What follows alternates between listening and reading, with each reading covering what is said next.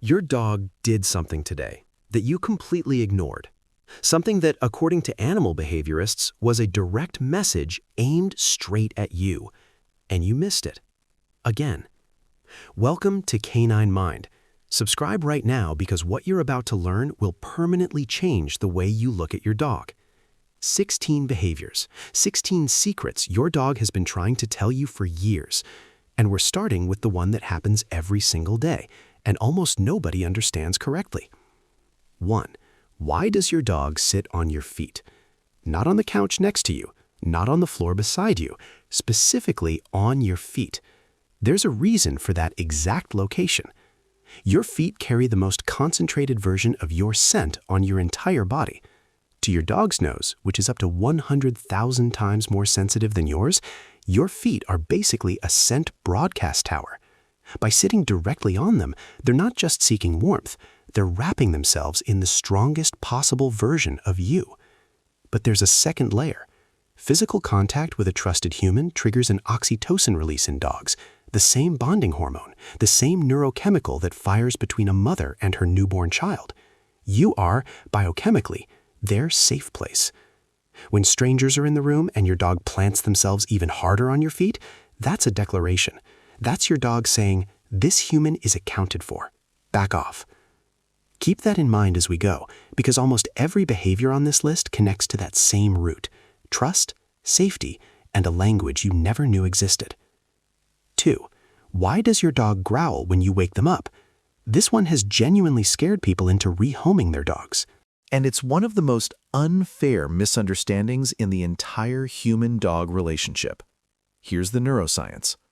During deep sleep, the part of the brain that recognizes familiar faces and suppresses threat responses goes almost completely offline.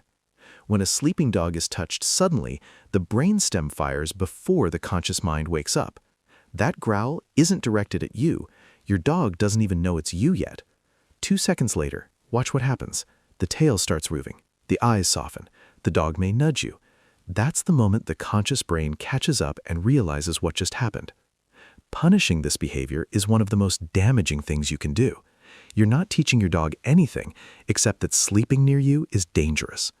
Always use your voice first. Give them a second to surface. The growl disappears on its own. 3. Why does your dog eat dirt? Before you laugh, this one is going to make you rethink your dog's entire diet. Geophagy, the deliberate consumption of soil, is documented in wolves, elephants, gorillas, and dozens of other species. It's not random.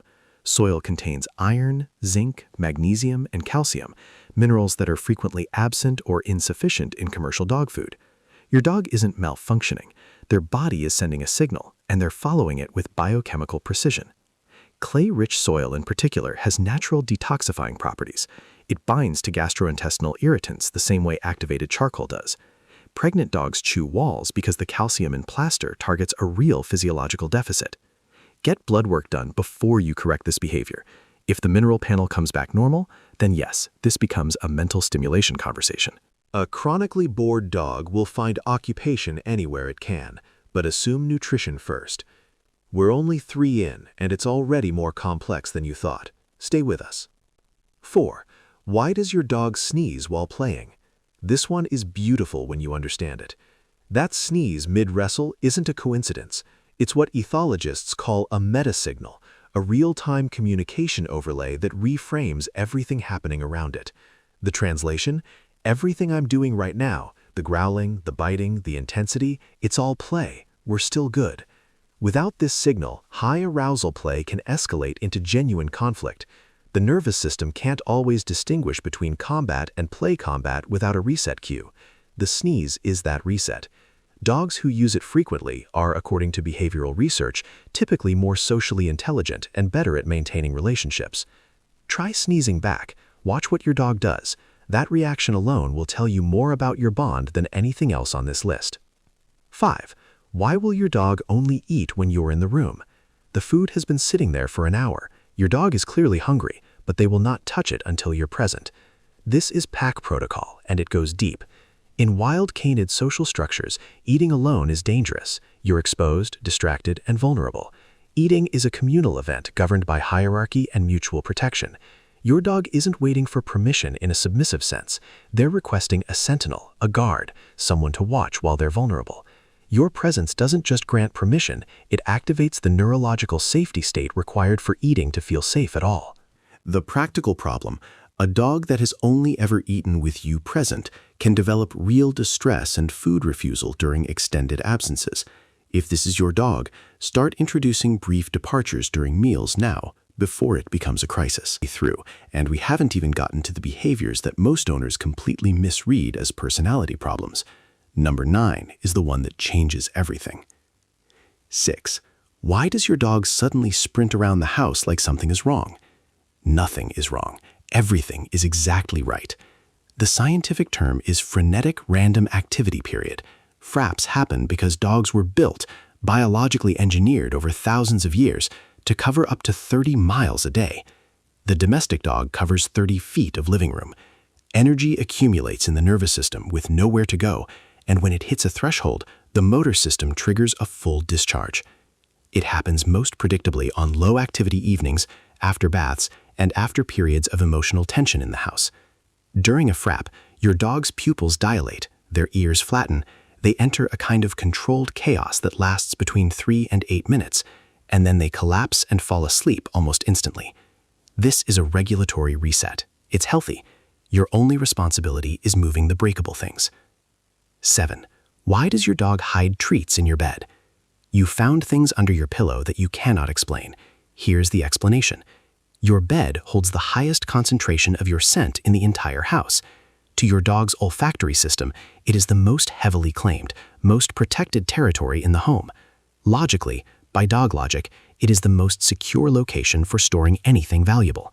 The hoarding instinct itself is ancient. It exists because food availability in the wild is unpredictable and competition is real.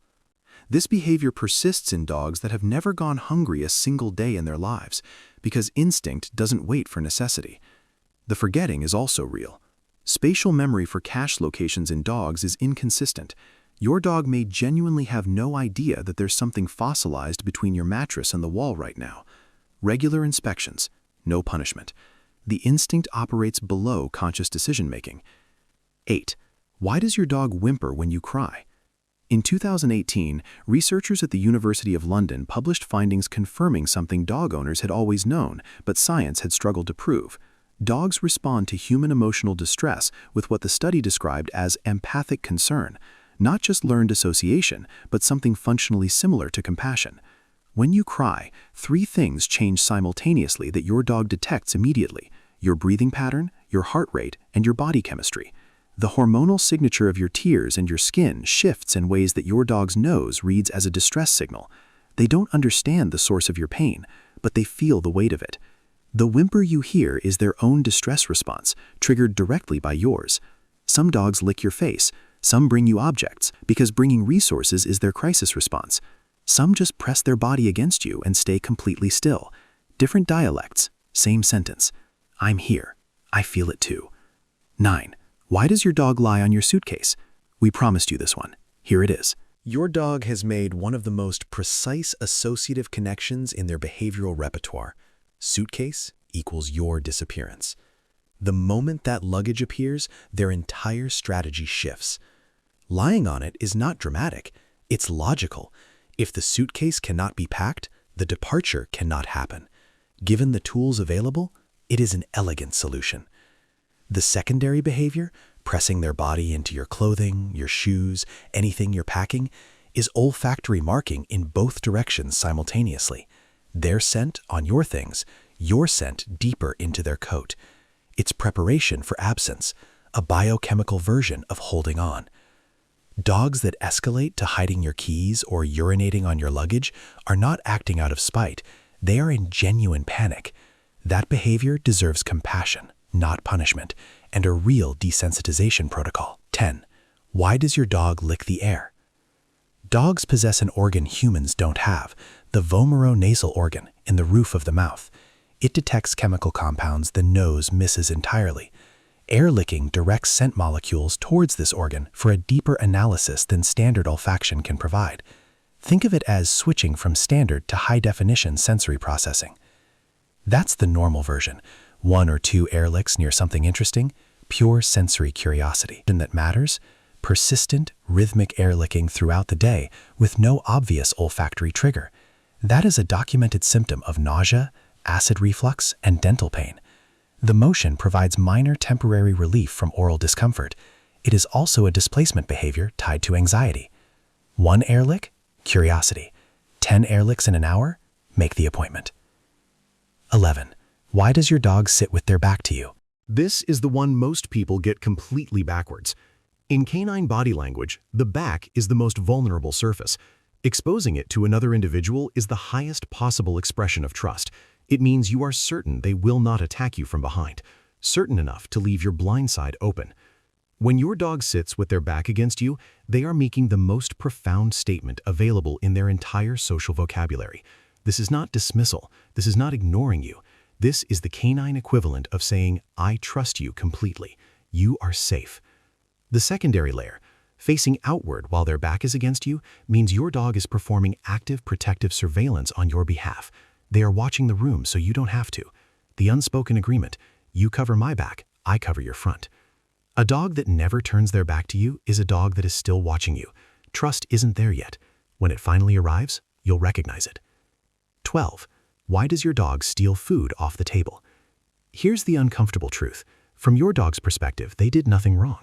Canine moral reasoning around food does not include property ownership. In pack feeding dynamics, food belongs to whoever is actively defending it. An unguarded plate, no growling, no hovering, that food is available.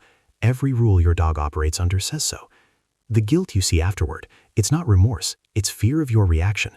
Your dog has learned that after certain sequences of events, you become frightening. They're not connecting they're just afraid of you right now. Punishing after the fact does one thing. It makes your dog afraid of you for reasons they cannot understand. Real-time correction or management are the only tools that actually work. 13. Why does your dog howl when left alone? The howl is not sadness, it is an emergency. In wild canids, the howl is a long-range acoustic locator designed to carry over miles, built to trigger a reunion response from separated pack members. Your dog cannot distinguish between you being at work and you being gone forever. Their pack disappeared. They're broadcasting their location and waiting for someone to come back. Research using audio monitoring shows that most separation howling peaks in the first 15 to 20 minutes and then gradually subsides. This means 2 things. Your neighbor's suffering is front-loaded, and this behavior is highly treatable. Gradual desensitization, building tolerance for solitude through systematic, incremental exposure, resolves this in the majority of cases. Start with 2 minutes. Return before the anxiety peaks. Build slowly. Punishment makes it worse every single time. 14. Why does your dog shake toys violently? That lateral snap, the violent side-to-side shake, is the terminal kill sequence used on small prey animals in the wild. A single well-executed cervical shake ruptures the spinal cord of a rat or rabbit. This motor pattern is hardwired into the canine nervous system at a level that bypasses conscious decision-making entirely.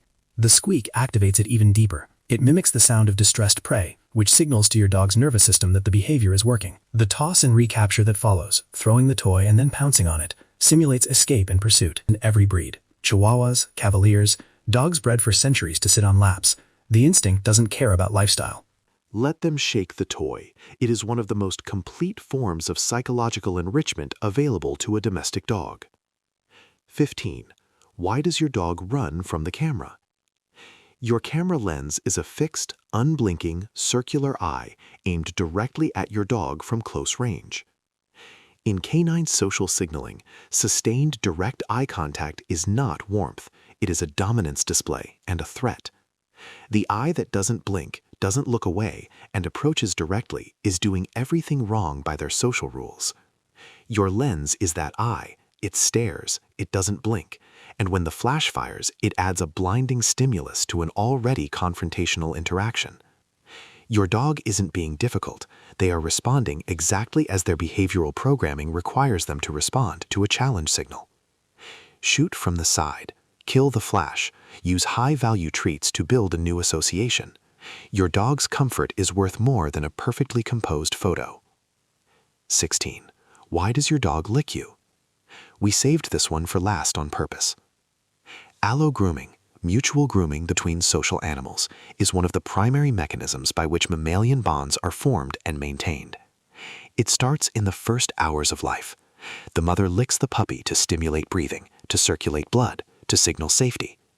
That association, licking equals the safest, most loved moment of existence, is formed before the puppy's eyes even open. It never goes away. When your dog licks you, they are drawing on that foundational memory. They're grooming a member of their social group, creating a shared scent profile, marking you as belonging to the same unit as them. The targeting matters. Face licking after a separation is decontamination, removing the unfamiliar scents you picked up while away. Persistent licking of a specific area on your body is active medical assessment. Dogs have been documented detecting early-stage cancers and diabetic episodes through what began as what looked like affectionate licking. And that puppy behavior, licking the mother's muzzle to request food and comfort, that persists in adult dogs too. When your dog licks your face, they are also, in a very real sense, treating you as the most important figure in their world, the one they came from, the one they return to. That rough tongue is the oldest language between your two species, a ritual of recognition that has been running for 15,000 years. Now you speak it. If this changed how you see your dog, share it with one person whose dog deserves to be understood. Subscribe to Canine Mind and drop a comment with the behavior on this list that your dog does the most. We read every single one.